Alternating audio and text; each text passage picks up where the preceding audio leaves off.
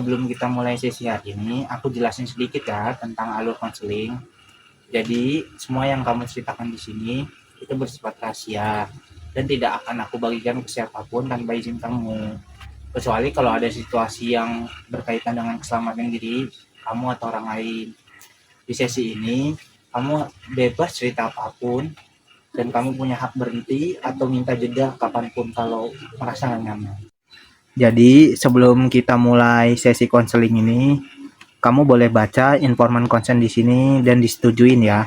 Ada nama, lembar persetujuan, dan yang lain-lain. Boleh dibaca? Oke, baik Mas. Saya coba isi.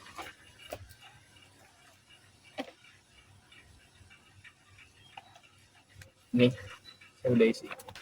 Oke, terima kasih. Jadi, gimana kabarmu hari ini? Apa sih yang kamu pengen ceritain? Lagi nggak gitu baik-baik aja sih Mas. Soalnya di beberapa minggu dan beberapa bulan kebelakangan ini, pikiran saya lagi bener-bener kacau banget Mas. Kayak banyak tekanan ya kamu hari ini. Coba boleh diceritain nggak sih masalah yang berat bagi kamu tuh apa aja? Beberapa bulan kebelakangan ini sih kayak lagi ngerasa nggak berguna banget Mas di rumah. Kan saya juga kan udah lulus sekolah dari 2 tahun yang lalu. Nah semenjak lulus itu saya benar-benar yang belum dapat kerjaan, dan aktivitas saya sehari-hari itu ya paling di rumah kayak bantu-bantu nyuci piring emak, terus masak kalau emak mau makan siang, keluarga mau makan siang. Ya paling sisa-sisanya kita jadi kalau bisa dibilang mah kayak part time gitu, cuman selingan sama tetangga, entah itu nanti nganterin tetangga ke stasiun, tetangga minta antar ke sono kemari, paling ya buat nyari jajan sih dari situ. Jadi eh, lebih ke ngerasa kayak jadi beban aja sih diri diri saya sendiri buat keluarga di rumah. Jadi kamu kayak ngerasa jadi beban ya di keluarga. Kayak kamu tuh nggak ada pengaruhnya di keluarga kamu.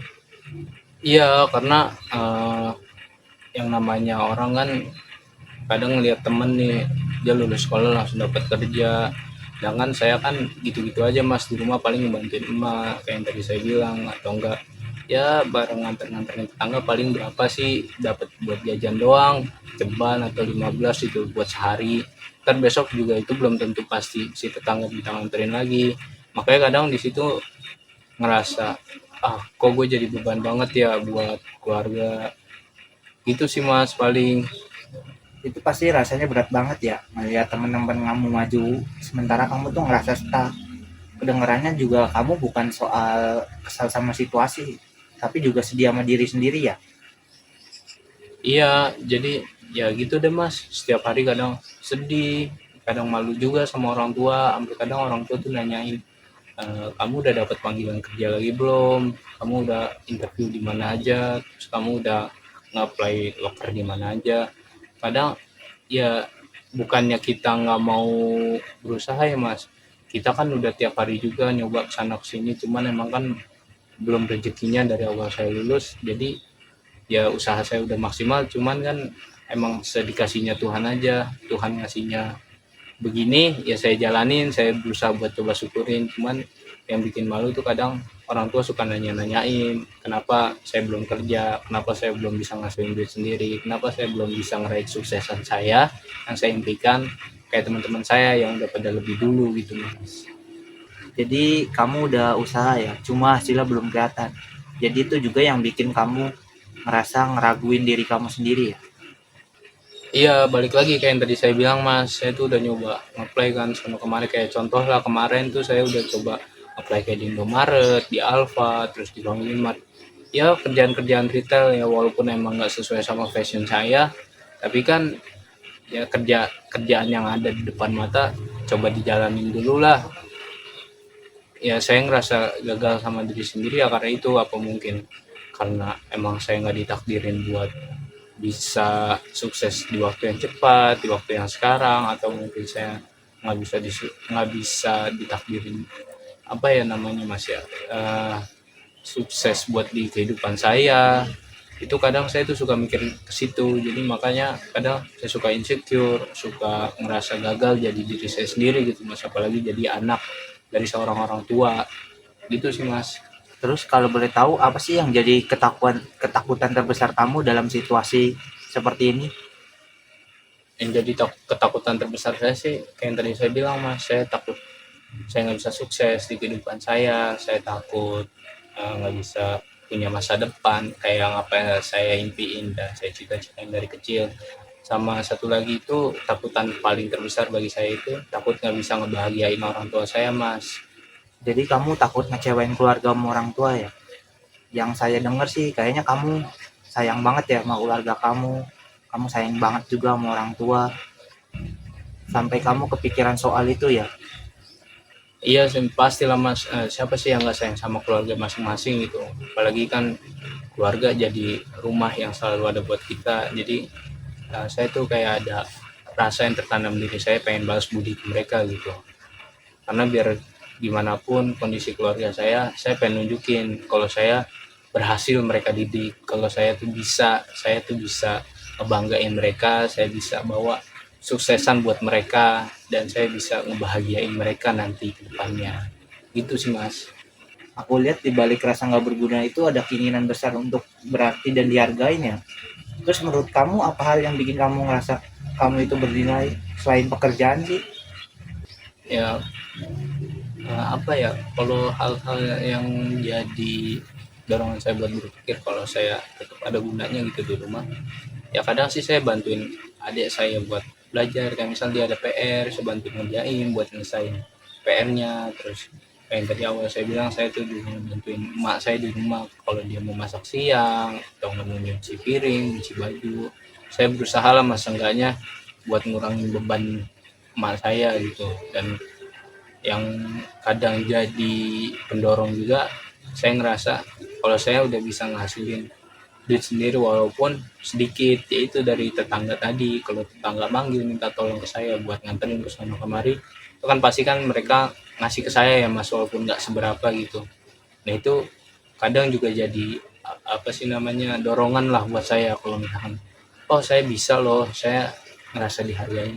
Cuman rasa malu saya sama rasa minder saya itu kayaknya udah terlalu besar buat dan nutupin hal-hal tadi itu mas, hal-hal yang bikin saya ngedorong kalau saya itu ngerasa berguna. Pada akhirnya saya balik lagi mas, saya ngerasa saya nggak berguna, saya ngerasa oh saya belum bisa apa-apa ke orang tua, itu sih mas. Buat kamu mungkin gak seberapa, tapi untuk keluarga itu berarti. Dan aku dengar kamu bilang hal itu tuh dengan tulus. Ada di sisi dirimu yang perhatian, peduli, bertanggung jawab. Bahkan di masa sulit kamu tuh, kamu tetap ngebantu keluarga kamu gitu. Iya juga sih kalau dipikir-pikir ya, cuman saya kadang masih tetap ngerasa kurang mas, karena yang saya kasih belum seberapa nilainya sama apa yang mereka udah kasih ke saya gitu.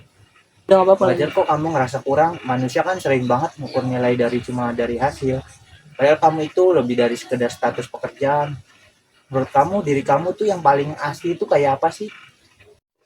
Kalau diri saya yang asli dulu ya mas, kalau yang saya ingat-ingat dulu tuh saya orangnya ceria banget, terus gampang ketawa, suka main sama teman-teman, kayak buat ngejalanin hari-hari itu punya rasa semangat yang tinggi gitu.